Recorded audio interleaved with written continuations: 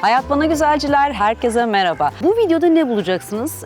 Bu video bir İstanbul tanıtımı, İstanbul gezisi değil.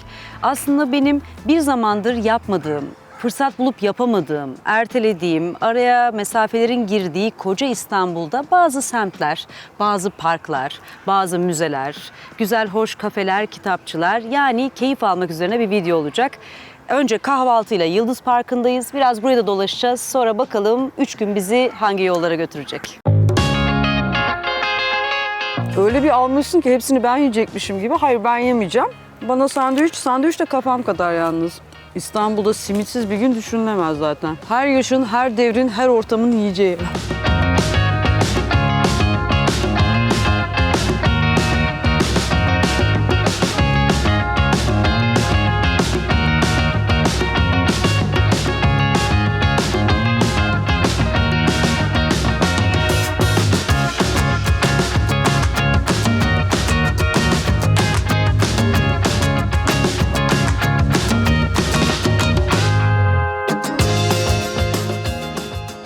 Canım Wes Anderson'ın eli boş dönmüş Cannes Film Festivali'nden. Ben üzül. Özlenenler yavaş yavaş hayata geçiyor. Umarım önümüzdeki günlerde birden kesilmez bunun önü. Konser ilanlarına bakıyordum. Harbiye Açık Hava'da ne güzel konserler dinledik, ne güzel performanslar izledik. Yine ilanlar vardı. Bu akşam da ben sizi bir konsere götüreceğim aslında. Benim de uzun zaman sonra gideceğim ilk konser olacak. Bülent Ortaçgil konseri. Onun öncesinde biraz parkta dolaştıktan sonra Arnavutköy'e de gidelim istiyorum. Balat, Kuzguncuk, Arnavutköy, en azından bu bölüm için size seçtiğim 3 tane semt olacak. Merhaba. Merak ediyor, kafasını çıkarıyor. Bir yandan da sonra bak elim gelince hop kaçtı. Korkma tamam.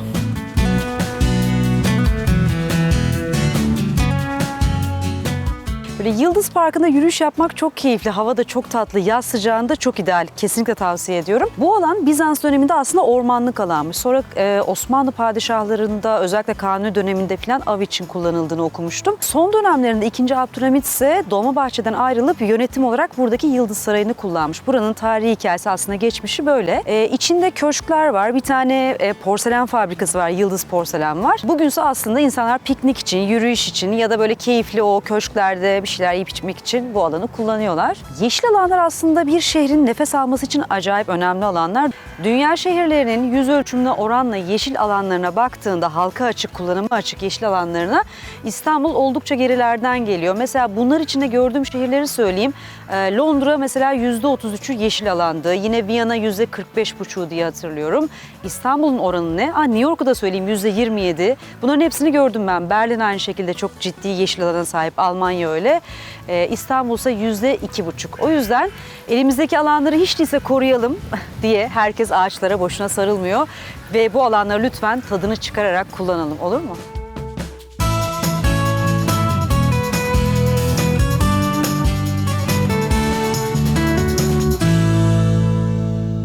Benim İstanbul turu. İstanbul'da bir şey yapmak, her şeye yetişmek mümkün mü sanıyorsunuz? 365 gün, her gün apayrı gezersiniz, apayrı şeyler, lezzetler denersiniz. Müzeler, galeriler, manzaralar, teraslar. Gençliğim, üniversite çağımın geçtiği İstiklal'le başlıyorum.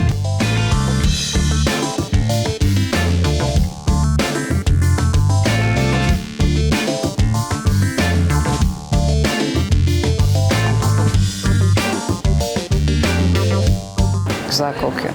Galatasaray Lisesi'nin hemen yanında, hamamın olduğu yerde ara sokaklara daldık. Böyle bir hoşumuza giden mekana oturduk. İsmi neydi? Kuş Yuvası. Kuşlar, ben, siz.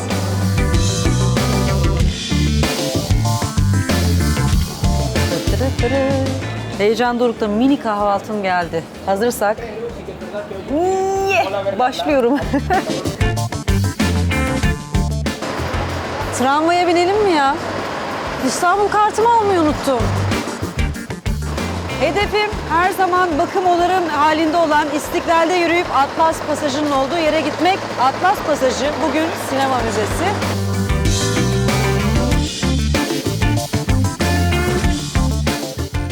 Giriş daha duygusu çok güzel. Vallahi Atlas sinemasına gelmeyi de, şu merdivenlerde çıkmayı da çok özlemişim. Bakalım nasıl restore edilmiş, bir kere binanın restorasyonunu çok merak ediyordum. Paşam. Kılıcını da tutmuş. Eli ne kadar gerçekçi biliyor musunuz?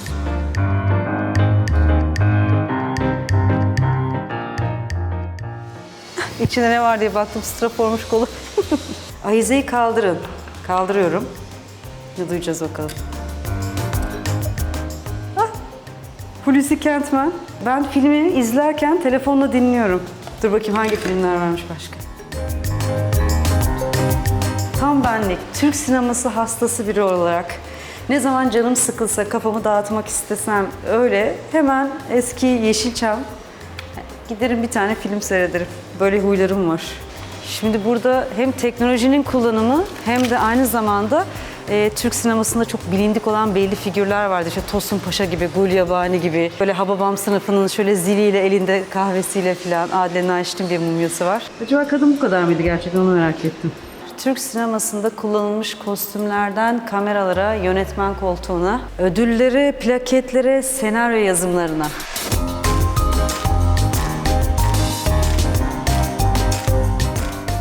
Kurgu masası. Vay vay vay. Kes yapıştır. Bu kurgu masası usta yönetmen Yavuz Özkan'ın kurgu masası yazıyor burada. Kendisinin fotoğrafı da var.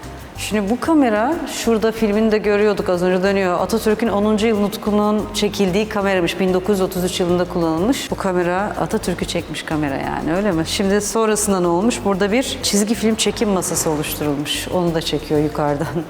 Atlas Pasajı'na geldiğimizde sinemaya girmeden önce pasajın içinde gezerdik ve orada film afişleri falan satılırdı, plaklar satılırdı, tütsüler satılırdı. Şimdi burada da bir şekilde aslında burada film afişlerini daha modern bir şekilde görebiliyorsun. Eski film afişlerini koymuşlar.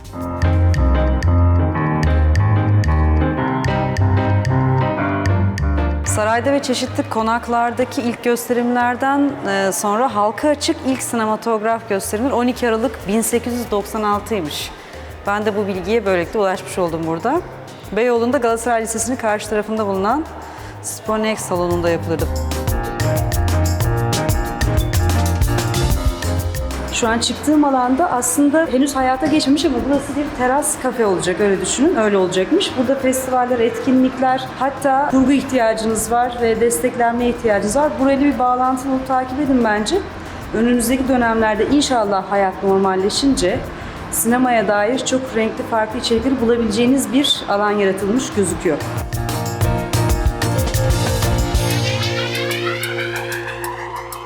Bu fuaye alanına girmek, sinema salonuna geçiş. İnsan hafızası ne garip, neler çağırıyor şu an biliyor musunuz? Beynim neleri çağırıyor. Size tabii onları gösteremiyoruz, anlatamıyoruz. Tek söyleyeceğim şey beni heyecanlandırmış olduğu bu binanın içinde dolaşmam. Evet, çok heyecanlı. Sesim size geliyor mu bilmiyorum. Burada bir hazırlık olduğundan sahne tarafını gösteremiyoruz ama en azından şu sinema salonunun ruhunu ben bir kez daha yaşamış oldum. O yüzden çok mutluyum. 73 yaşında bir sinema salonu düşünün. O günden bugüne illaki bir şeyler değişti ama ruhu aynı işte. Güzel bir sinema salonu. Umarım tekrar burada keyifli filmler izleyebilirim. Film bitti, dağıldık. Dağılırken de böyle sokağa çıkıyorsun. İşte o sokak, şu anda böyle bir sokak. Bakın.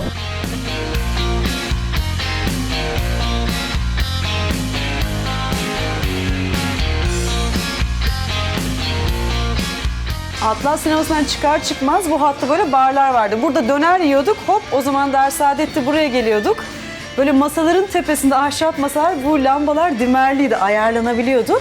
Herkes sevgili ya da arkadaşla gelme durumuna göre bunları kısıyordu, açıyordu. Hem de günün ortasında, güpegündüz geceymiş gibi. Böyle canlı müzik oluyordu falan. Ama kokusu hiç değişmemiş. Tabii 2004'ten beri başka bir işletme olmuş burası. Vosvos olmuş. Ama ruhu aynı kalmış, kokusu aynı kalmış. Bu gezi benim Beyoğlu'nda zamanda yolculuğuma doğru gitmeye başladı.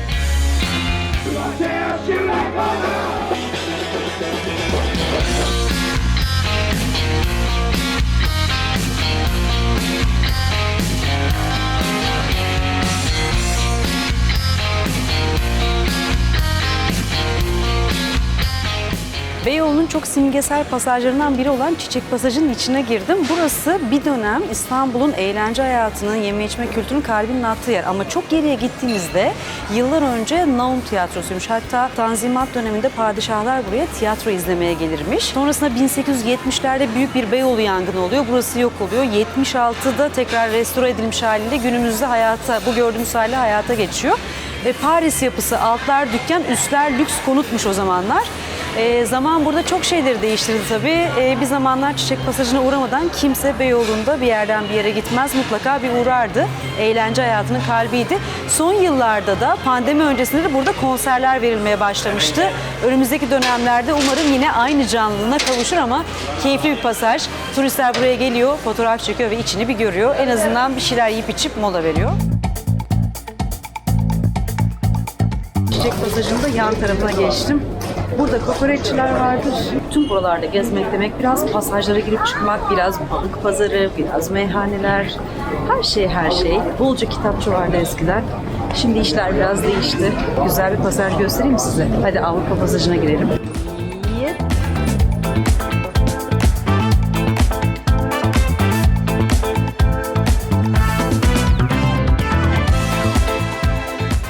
Bu eski kutular kaç yıllıktır bunlar? Aşağı yukarı yani 70-80 yıllık falan.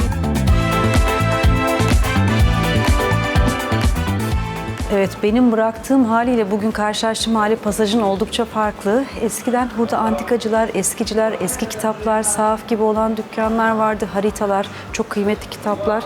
Onların içine dolaşmak, küçük objeler falan benim hoşuma gidiyordu. Şimdi öyle bir iki dükkan var, onlar da kapalı. Hadi değişmeyen bir şeyler de bulalım değil mi? Sahaflara girelim. Eski kitaplar, kokusu muhteşem.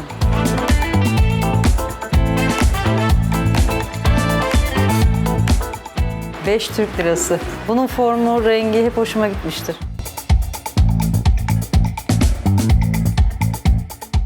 Biraz da kahve içelim değil mi? Kahve molası. Manda batmaz. Bu arada buraya yolunuz düştüğünde Yapı Kredi Kültür Sanat'a bir uğrayın. Kendi kişisel kültür sanat günlerimden birinde en son buraya gelmiştim. Onun dışında Meşer'i seviyorum. Orada sergi bulursanız kaçırmayın. Beyoğlu'nda Meşer'e de bakın.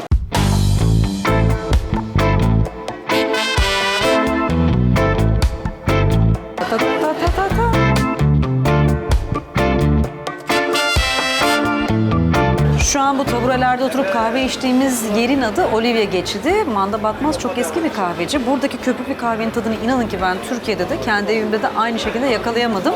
Biraz el mahareti, biraz işte kahvelerini kendilerine getirtip çektirmesi, biraz cezvesi, biraz şusu busu. Ama bu yolda, bu geçidin sonunda çok güzel tarihi bir restoran var. Bolşevik devrimi zamanından kaçıp buraya gelen Rusların kendi kültürünü, yeme içme kültürünü sürdürmek için kurdukları bu restoran hem mutfağı hem içecekleriyle oldukça ünlüymüş. Bugün 1924 İstanbul ismiyle devam ediyor.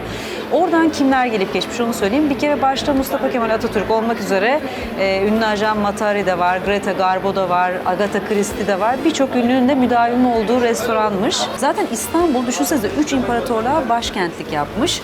Osmanlı'nın neredeyse 500 yıllık başkenti.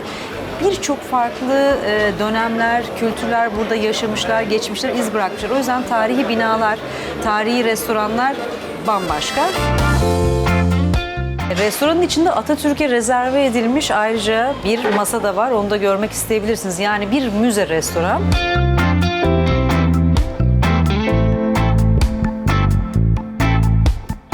Manda Batmaz'dan çıkar çıkmaz hemen sol tarafımda oldukça büyük bir Katolik kilisesi olan Saint Antoine Kilisesi var. Şöyle bir avlusuna içine bakalım. Sonra yolun sonundaki Galata Mevlevihanesi Müzesi'ne gideceğiz.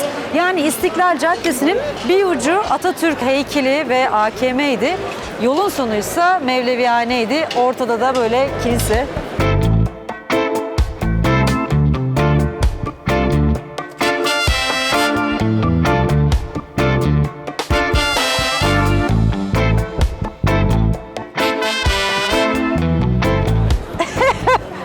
Aşırı kalabalık, aşırı. İstiklal ama hep böyleydi.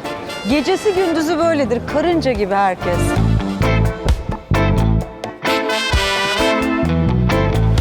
Gel, gel. Ya bak bu müzeyi merak ediyordum. Buradaymış bu İllüzyon Müzesi. Şaşı bak şaşır müzesi.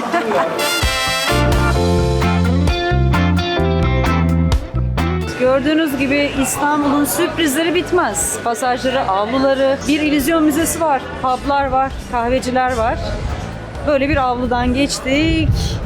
Asmalı Mescid'in sokaklarından devam ederek Galata'ya. Asmalı da yine yeme içmenin, gece hayatının kalbinin attığı bir başka yerdir.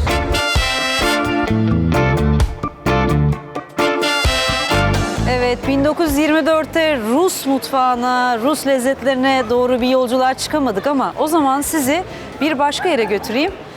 Canım ne istedi? İstanbul'da her an her mutfağı bulursunuz. Tay mutfağı. Hadi Tay mutfağına gidelim. İstanbul inişli çıkışlı bir şehir olduğu için merdiveni de boldur. Aslında son dönemlerde şöyle popüler bir şey olmaya başladı. İstanbul'un merdivenleri fotoğraf tutkunları için, Instagrammer'lar için bayağı cazibe merkezi. Hatta Fındıklı'da benim üniversitemde olan Mimar Sinan'ın karşısında Mimozalı Kadın vardı. Bir ara gidip orada küçük bir çekim yapmıştım. Bir yerde paylaşmadım. Size göstereyim. Bir de Karaköy'de tabii ki Kamondo var. Şöyle yapınca daha iyi görüyor bak. Şöyle hafif alt açıdan ama böyle yapınca da beni iyi görüyor. Hem merdiveni hem beni şöyle.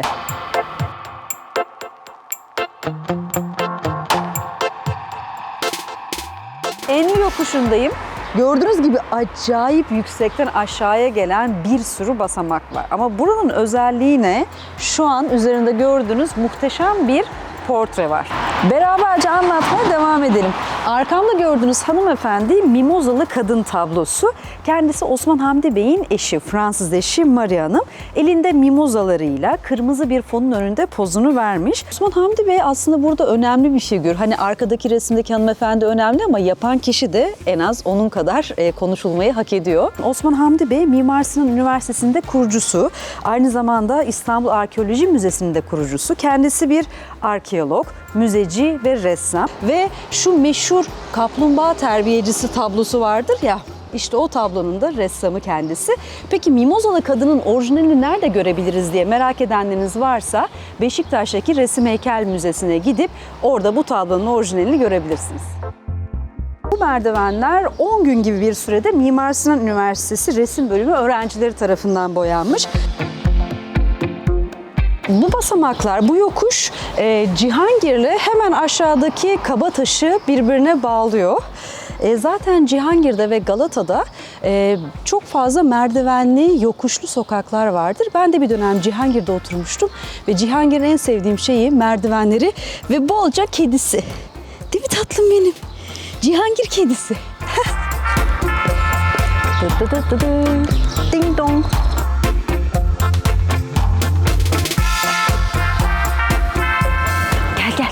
Gel, önce bir çıkalım beraber, sonra beraber ineriz. Hadi gel.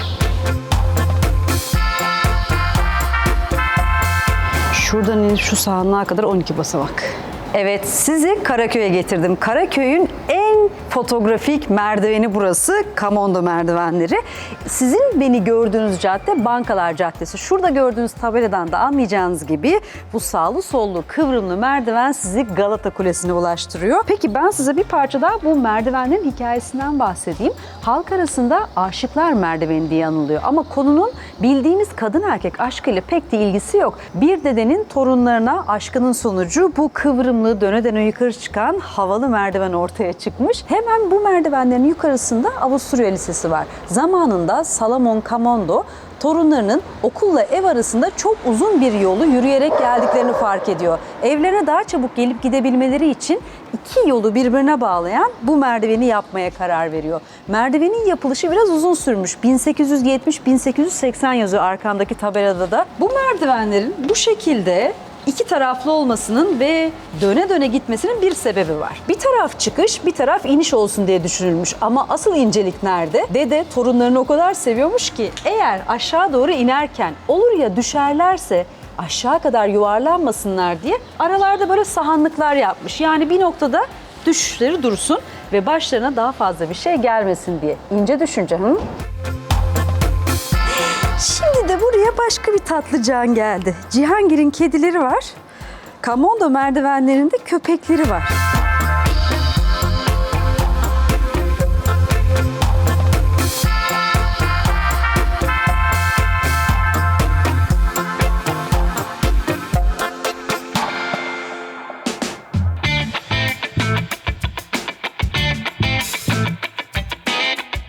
karamel. Bir de bunun dondurma versiyonuysa ve buradaysa illaki bu yenecek. Benim burada bırak ya. Çok güzel. İstanbul'da birkaç noktada bu dondurmacı var. Nişantaşı'nda, Bebek'te var.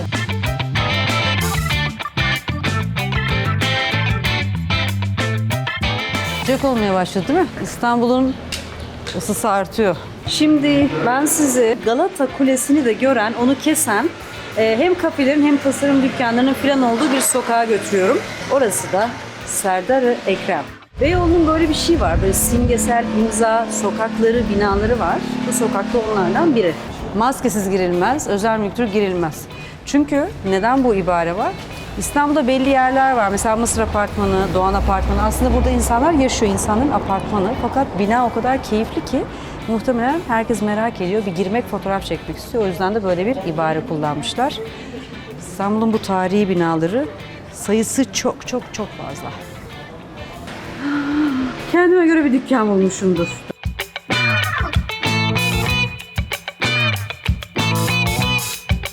Zeki Müren gözlüğü. Bir de bunu takacağım.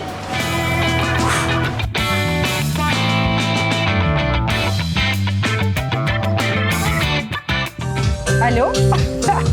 Ya bunlar vardı ya. Dükkana giriyorsun ve çıkmak istemiyorsun.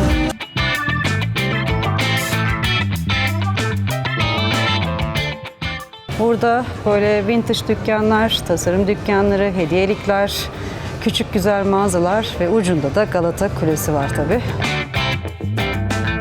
Daha fazla ileri gitmiyorum çünkü bu kalabalığın içine girmek istemiyorum. Ben şuradan biraz yukarı çıkıp Mevlevihane'nin olduğu avluya gideceğim. Ay çok kalabalık, çok kalabalık. Koşarak kaçmak istiyorum şu anda ve çok sıcak. Hadi bu kalabalıktan biraz serinleyip sıyrılalım. Gel.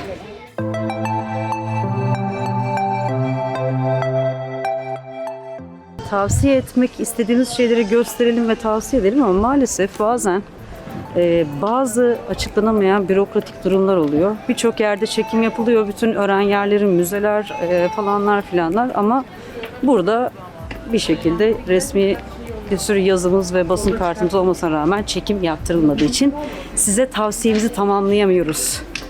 Bir ara kendi başınızın çaresine de bakınız. Ne diyeyim? Canım memleketim.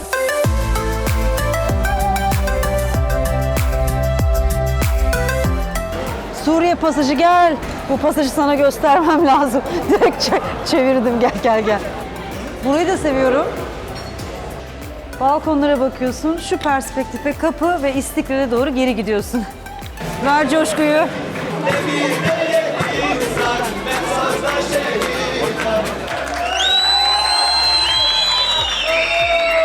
Dikkat noktası. Hop, sokak müzisyeni. Kalabalık, ver coşkuyu. Çantalara, ceplere dikkat. Dünyanın bütün metropol kentlerinde olası ihtimaller bunlar.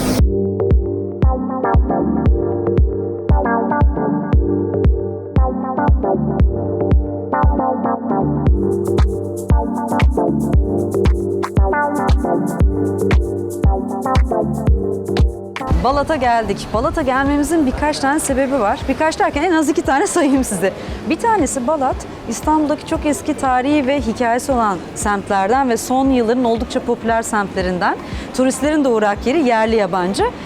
Diğeri ise benim annemin çocukluğunun ve gençliğinin geçtiği, hep anılarını anlattığı sokaklar. O yüzden Balat'ı seviyorum. Size de biraz dolaştırmak istedim. Etraftaki mekanlara bakın. Başkalarının da neden sevdiğini anlayacaksınız.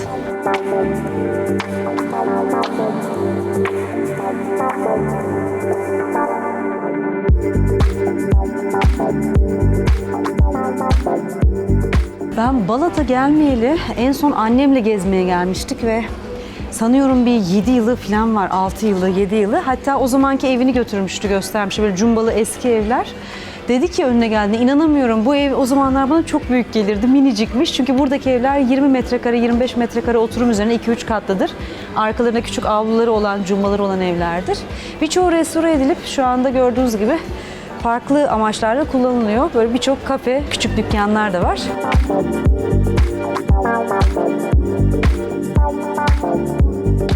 Bayıldım. Detaylar ne kadar güzel değil mi?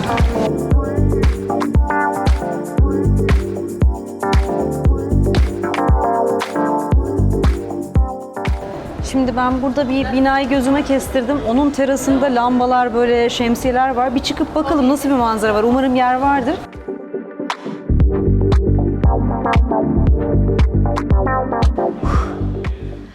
Böyle dik dönen ahşap merdivenlerle terasa çıkılıyor. Aralarına da böyle koltuk koymuşlar birer tane. Oturup dinleniyorsun. Hadi gidelim. Çok tatlı burası.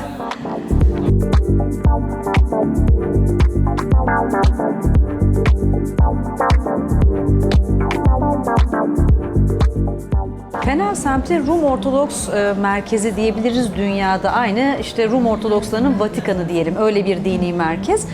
Zaten hemen böyle Haliç kıyısında bir demir kilise vardır. Oldukça böyle keyifli, güzel de bir kilisedir o.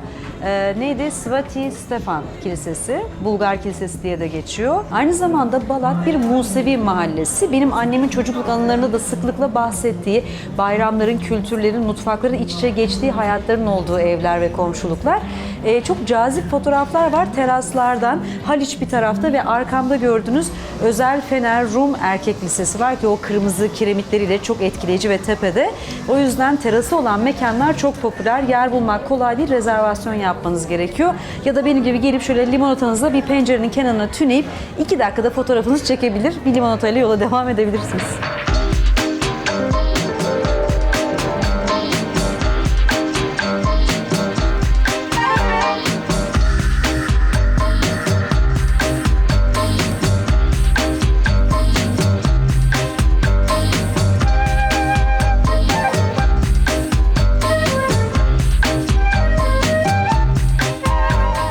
Tarihi Yarımada'ya bakarak günü bitiriyorum. Güzel bir terastayım. İstanbul'da benim sevdiğim aksiyonlardan biri aslında bu. Özellikle baharda, yazın güzel teraslarda İstanbul manzarasıyla, keyifli bir içkiyle o günü bitirmek. Çünkü koşturmacalı bir gün geçirdik. Yarın yeniden İstanbul sokaklarında olacağız. Şu anda ben Karaköy'deyim. Sivis Otel'de ya da belki Bebek'te bir otelin roofunda da olabilirdim. Genelde otellerin terasları keyifli manzaralar sunuyor.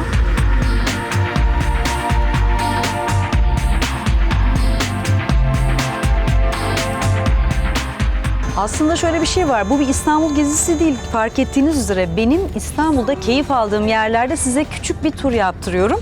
O yüzden buradan Tarihi Yarımada'yı seyrediyoruz. Ama işin içine girmek isterseniz yani Osmanlı'dan bugüne Topkapı Sarayı, Ayasofya, Sultanahmet Camii işte hepsi arka tarafta. Tarihi Yarımada dediğimiz şey tam da o.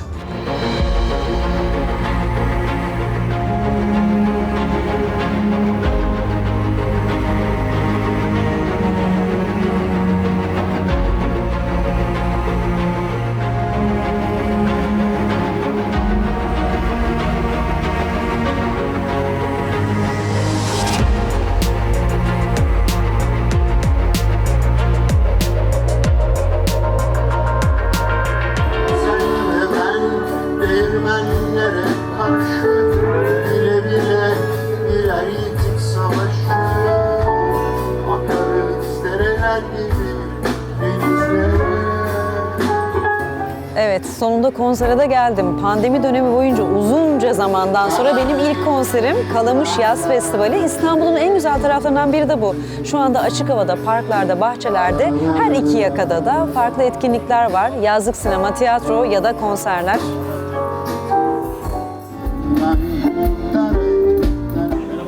Masam, taş olsam yine de oynar mısın benimle? Gördüğünüz gibi konser parkın her yerinde devam ediyor. O yüzden herkes keyifle oturmuş zaten, müziğini dinliyor, yazın tadını çıkarıyor. İşte İstanbul'da yaz akşamı.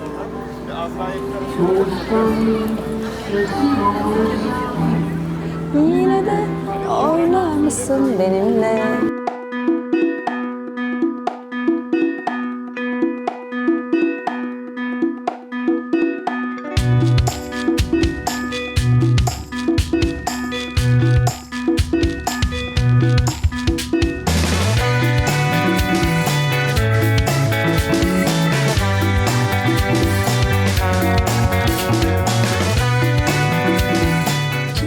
Bugün Kuzguncuk.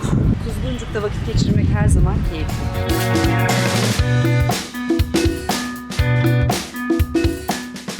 Ben oradan geldim. Böyle gördüğünüz gibi burada insanlar çayını içiyor, sakin sakin bir sabah yapıyor. Ama birazcık güneş çıktı. Ben diyorum ki şöyle Kuzguncuğun içine, ana caddeye doğru gidelim, oradaki kafelere bir bakalım. Ya aslında bak burası tatlı, böyle olur bu. Hadi bir çay mı içsek? Aşırı rüzgarlı istisna yerlerden biridir. Böyle hep bir rüzgar var burada. O yüzden çayı hızlı içmeniz gerekiyor. Bu arada çayı 3 lira içtiğiniz çok fazla seçenek yok. Bulmuşken yapıştırın.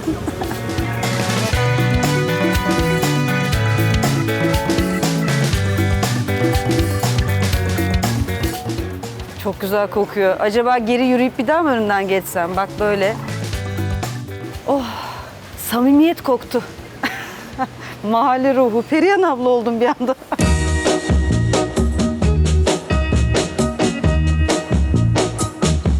İyi, duman rengi kedi, çok tatlısın.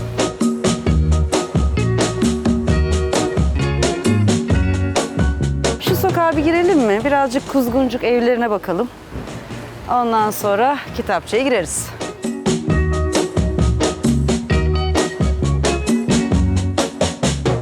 Ya ne tatlı değil mi? Bunların da arkalarında avluları var mı acaba? Balat'taki evler gibi. Ah, başka bir merdiven. İstanbul'un merdivenleri bitmiyor. Bu arada Yeditepe'li İstanbul diyoruz ya, İstanbul'un tepelerini bugün bildiğimiz İstanbul'a dağılmış tepeler olduğunu zannetmeyin.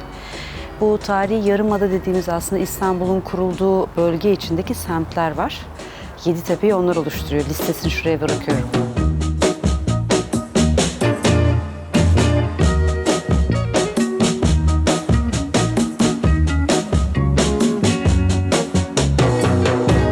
Arkanı dön, merdiven gör.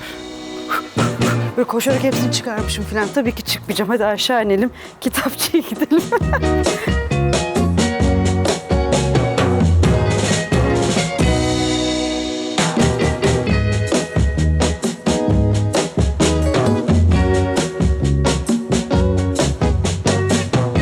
Resimli çok dilli bitki adları sözlü çıktı. O var mı sizde? İş Bankası Kültür Yayınları. Şu anda kalmamış gözüküyor. Kalmamış mı? Sipariş de geliyor. Rica ettik, dedik ki birazcık görüntü almak istiyoruz. Pandemiden dolayı yukarıyı kapattık. Diğer müşterimiz sizi görüp isteyebilir dedi. Lütfen biraz görüntü dedik. Hadi bir 5 dakika çıkın dedi. İşte o 5 dakika burası. Düşünsenize, normal olarak burada geliyorsunuz. Kitaplar arasında dolaşıyorsunuz, bakıyorsunuz. Merak ettiğiniz birkaçını alıyorsunuz. Sonra geliyorsunuz.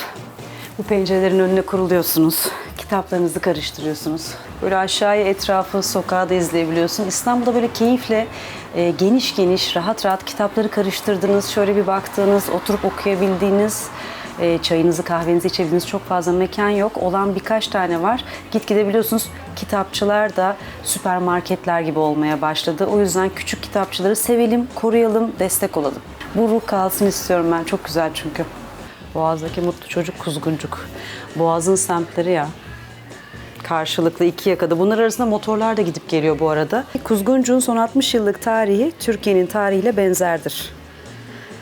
Burası tabii ki inanılmaz, yine aynı Balat'ta da söylediğim gibi farklı kültürlerin, dinlerin, mezheplerin, medeniyetlerin bir arada yaşadığı bir yer. O yüzden cami ile kiliseyi yan yana bitişik görürsünüz. Aynı buradaki komşuluk gibi, hayat gibi.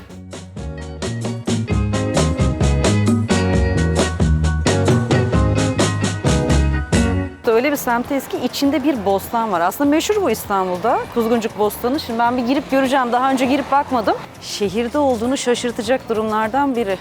İstanbul'da farklı bir resim.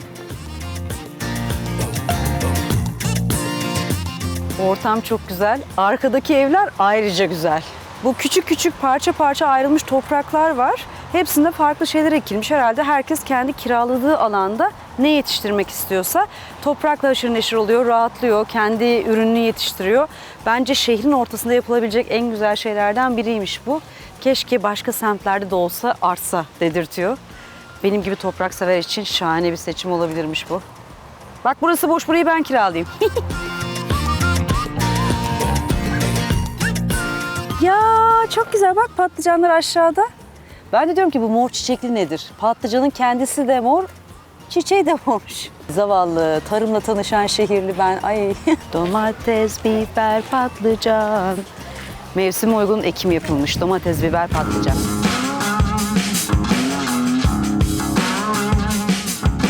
Bostanın hemen arkasındaki o güzel evler vardı ya, onun olduğu sokağa geldik. Zaten çok popüler gördüğünüz gibi.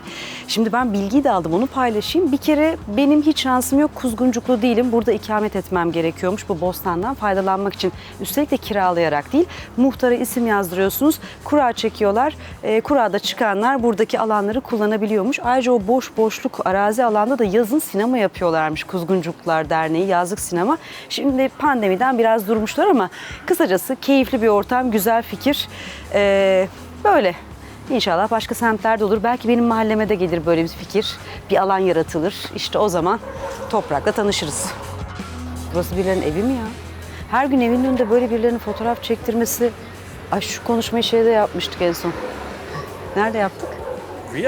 Viyana'da yapmış. Bu küçük küçük parça parça ayrılmış topraklar var. Hepsinde farklı şeyler ekilmiş. Herhalde herkes kendi kiraladığı alanda ne yetiştirmek istiyorsa toprakla haşır neşir oluyor, rahatlıyor, kendi ürününü yetiştiriyor. Bence şehrin ortasında yapılabilecek en güzel şeylerden biriymiş bu. Keşke başka semtlerde de olsa arsa dedirtiyor. Benim gibi toprak sever için şahane bir seçim olabilirmiş bu. Bak burası boş, burayı ben kiralayayım. Sonra bir çay söyledik. Baktım menüde çok ilginç şeyler vardı. O yüzden bunu siz de bir görün istedim. Buranın müdavimlerinin ismiyle kurabiyeler yapmışlar.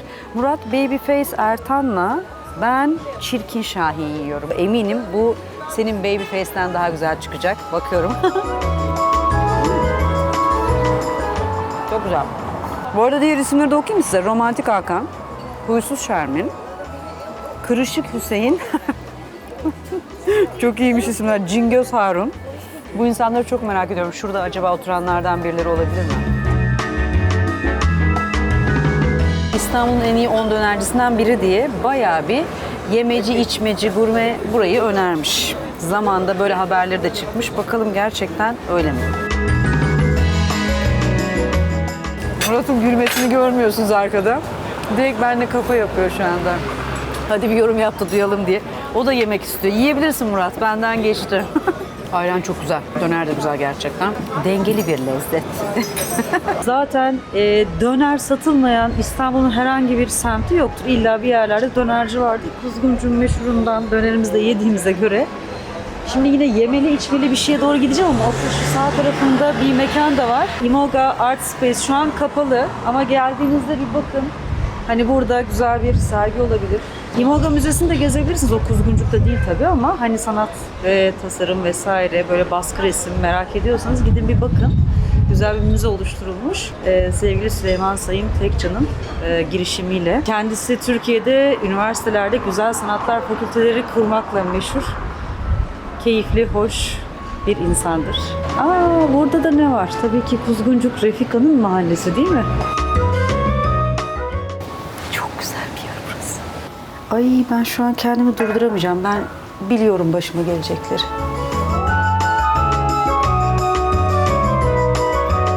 Mesela tabağı aldınız, işte fırına atabiliyorsunuz. Ocakta pişirim yapabiliyorsunuz. Ocakta yani... pişirim yapılıyor mu? Tabii. Ben emaye'de bir şey pişirilmiyor gibi hani kafamda. Emayeleri şöyle yapıyoruz. Yani demirin üzerine bir emaye kaplama oluyor. Evet. Ve yaklaşık 3-4 sefer fırınlarda, 800 derecelik fırınlarda fırınlanıyor pekiştiriliyor. ve haliyle antibakteriyel oluyor zaten. Bir de çok dekoratif yani kullanırken de çok güzel. Aynen öyle.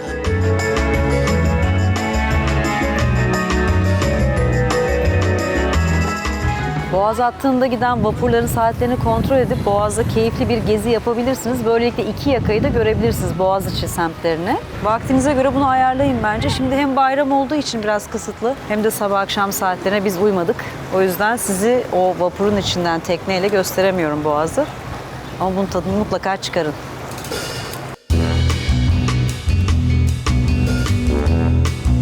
Akaretlerde yokuşa vurdum kendimi. Bu yokuşu tamamladığımda aslında Maçka Nişantaşı hattına gidiyor. Yine sık kullandığım hatlardan biri. Restore edilmiş binaların altında kafeler, restoranlar, barlar, tasarım dükkanları, galeriler, küçük kitapçılar, aynı zamanda böyle keyifli birçok farklı seçenek var. Bir hedef koydum kendime. O tasarım dükkanı açıksa size orayı göstereceğim. En azından son dönemlerde açılan dükkanlara ait bir fikriniz olabilir. Kapalı, böyle Süleyman Seba Caddesi'ne bayağı yukarı kadar çıkmış bulundum. Siz açık günlerine bence gelin Gelin bakın, bu tür dükkanları bulunca da kaçırmayın. Ben böyle seviyorum. Tek tek farklı tasarımcıların ürünlerini bir arada toplayıp sunan dükkanlar bunlar. İşte bir başka kitapçı kafe konseptini bulduk sevdiklerimden.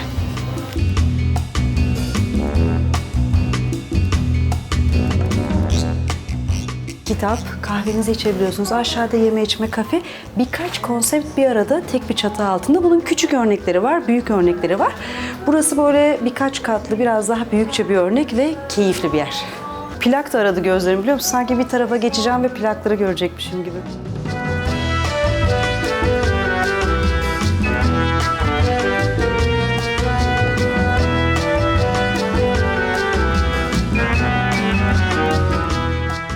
Resim koleksiyonunu görmek hem de avlusundaki güzel kafeleri size göstermek istedik. Önce biraz manzara. Ha? Ay çok güzelsin İstanbul'um ya.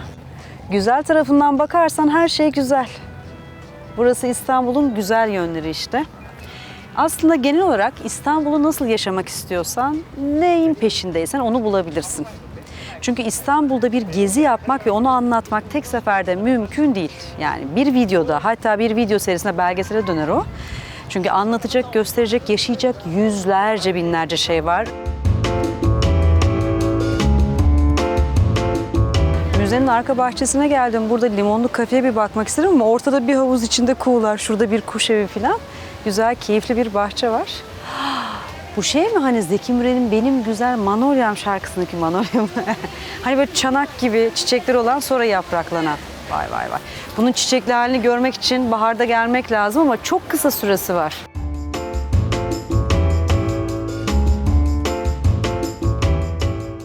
Kahve molası verelim dedik.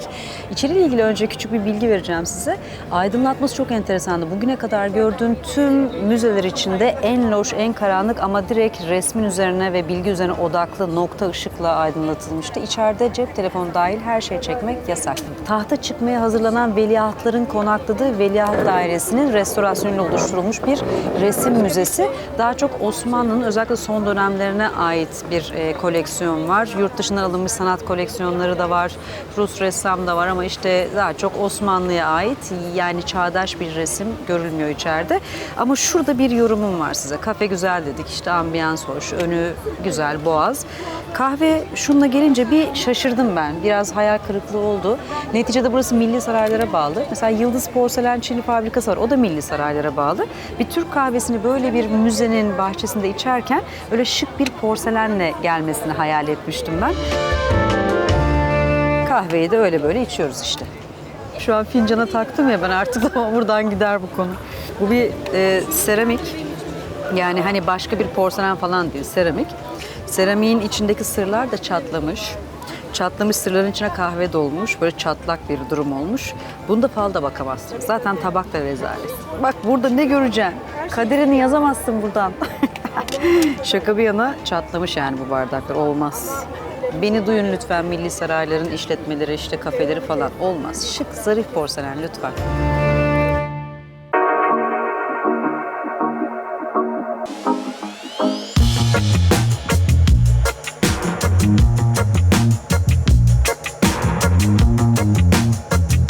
Karşıyaka'da yakalayamadım, Arnavutköy'de yakalarım dedim, onu da kaçırdım. Allah, güzelliğe bak. Böyle Boğaz'ın kıyısında oturuyorum, arkamda Arnavutköy, üstümde yağmur bulutları pıtır pıtır pıtır yağıyor. Şunu da çıkarayım bari. Aa, deli gibi hızlanıyor. Çok tatlı. Arnavutköy'ün olayı ne biliyor musunuz? Bol bol balık restoranı var. Küçüklü büyüklü, alkollü alkolsüz. Gelin burada balığa doyun. Hatta böyle olta balığı falan da vardır. Ben de böyle bir balık olayına gireyim, hatta yağmurdan kaçayım. Ama biraz ıslansak mıydı acaba ya? Hoşuma da gitti. Ay çok güzel oldu. Kamera ıslanıyor sadece. Gitgide şiddetini arttırıyor yağmur.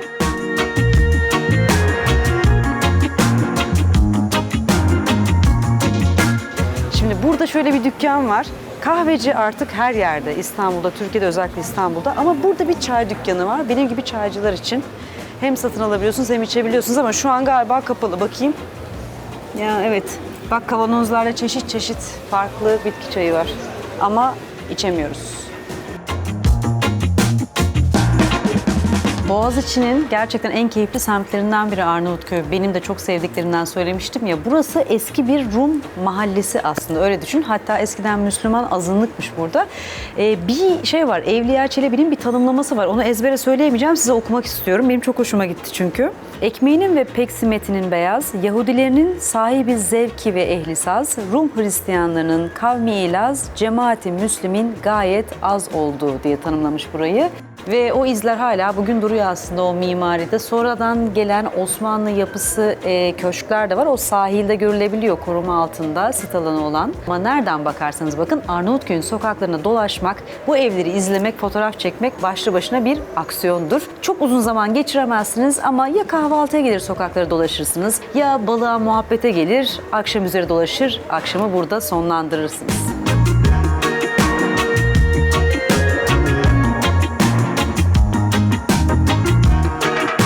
Şu sokaktan bakınca doğru açıda mıyız? Güzel bir manzarası vardır genelde bu sokağın. Onu size göstereyim istedim. Onun dışında Arnavutköy'ün de küçük küçük dükkanlarını asıl yakalamak lazım. Bu bazen bir çanta tasarımı, bazen bir takı tasarımı oluyor, bazen bir sanat stüdyosu ya da bez bebek atölyesi. İşte bu manzara, gel bunu gör. Ben bu manzarayı seviyorum. Buradan hemen karşı kıyı, boğazı. Tim Burton. Bak burası da benim en sevdiğim köfteci İstanbul'da. Sultanahmet köftecisi falan filan meşhurdur biliyorum ama bence Arnavutköy'deki Ali Baba. Benim köftecim o yani. Şu anda sakin saatler ama akşam üzeri özellikle gün batımına doğru gelin. Bunun terasına çıkın. Güzel bir kokteyl için şöyle bir boğaza bakın. Olur mu? Ya sürpriz. Girişten hiçbir şey anlamadınız ama içine girip keşfedince çok seveceğiniz yerlerden biri. Ben burayı çok sevmiştim.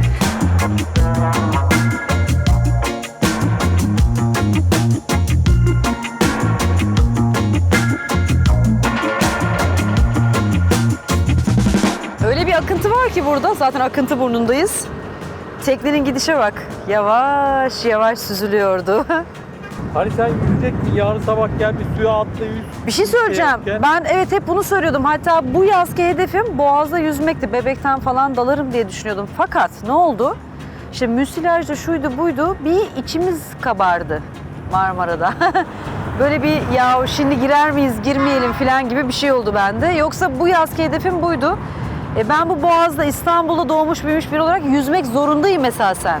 Yarın sabah gel bak temiz. Bakayım temiz mi? Vallahi temiz. Ne görüyorsun? Zifiri karanlık, bulut çökmüş üstümüze. Ya temiz, yarın sabah gel atla. Allah'ım yarabbim. Adam zorla beni suya sokacak ya. Eski halinden eser yok şimdi durumu. Burada normalde yan yana deli gibi olta balığı olur da balıkçılığı olur. Merak ettim ben de İstanbul'da son durum ne acaba, balık tutan var mı diye. Hala var ama eski hali çok kalabalık olurdu genelde. Burada yürüyemezsin hatta. Nasılsınız? Teşekkür ederim. Güzel mi keyifler? Oo hem de nasıl? Mis gibi de esiyor. Oo vallahi siz var ya, siz bir çöllerde kurumaya tutmuş bir çiçek olsaydınız, yemin ederim ben sizleri yeşertmek için her gün gözyaşlarımla sularım. Oo, şairsiniz ben siz. ondan daha mutluyum şimdi. Harika. Ne güzel ya. Ne güzel. Nasıl balık? Boğaz'da var mı balık? Müsilaj falan filan derken balıkçı pek kalmamış kıyıda. Biraz bu boğazın denizin pisliğinden dolayı biraz balık Karadeniz'e kaçtı ama Kaçtı mı? yine Allah bereket versin. Versin. Bugün bu mu?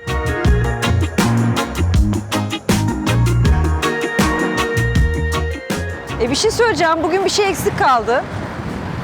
Ne eksik kaldı Murat? Bir şey eksik yaptık bugün. Bir düşün. Her gün yaptığımız bir şey bugün yok hayatımızda. Dondurma yemedik. Ama buranın da güzel bir dondurmacısı var.